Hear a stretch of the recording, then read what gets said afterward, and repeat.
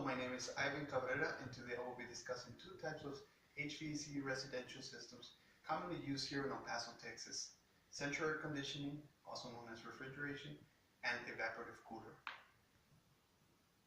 In this video, I will be comparing these two systems based on 5 different categories. The categories are cost per unit, maintenance required, efficiency of the unit, human comfort, design, performance of the system.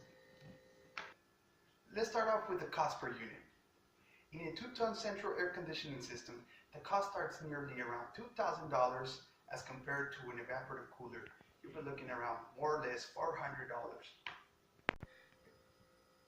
Now let's go ahead and talk about the maintenance required for each system. In an evaporative cooler, it is always important to remember to check the tension of the belt, grease or oil the bearings of the motor and shaft, check for water leaks, and adjust the water flow if necessary. In many occasions, the evaporative cooler is mounted on top of the roof, which can be a hassle to many people, and a leak in the system may damage your roof. In a central air conditioning system, it is less of a hassle when it comes to maintenance. The only maintenance required is to change the filter, check electrical components, and keep the condenser coil clean.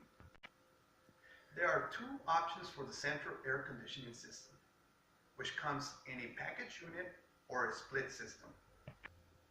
Moving on to the efficiency of these 2 systems, evaporative cooler will always be more efficient than central air conditioning. The fact that the blower wheel motor only operates with 120 volts as compared to central air conditioning, where it operates with 240 volts. Although central air conditioning capacity of the compressor can be higher, there are different systems that could save the owner's money, and they are categorized by SEER, efficient ratio. Human comfort should be the most important thing to consider when choosing a system. This is one of the reasons to consider the system over the other. In order to feel human comfort, there is a range of 25 to 60 relative humidity it must fall into.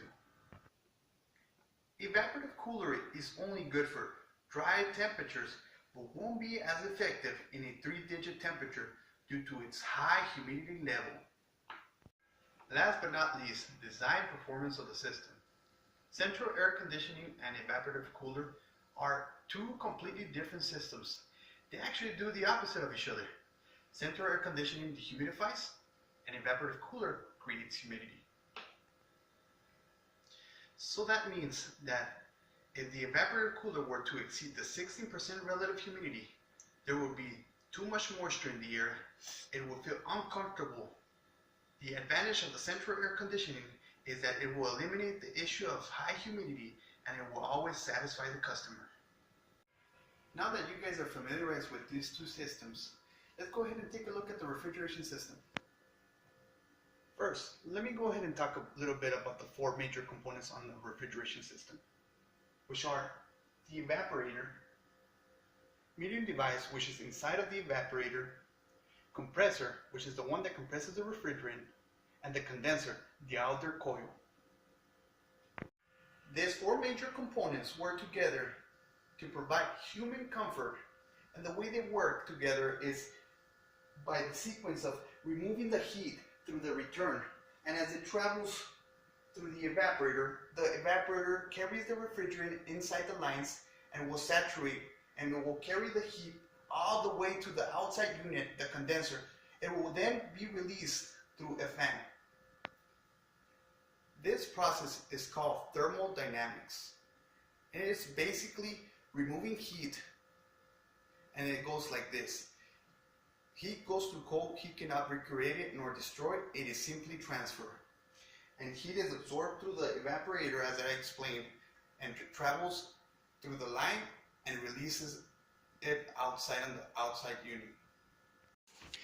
Based on the information collected, I believe that central air conditioning is better than evaporative cooler because it always provides the comfort you deserve, no matter the price.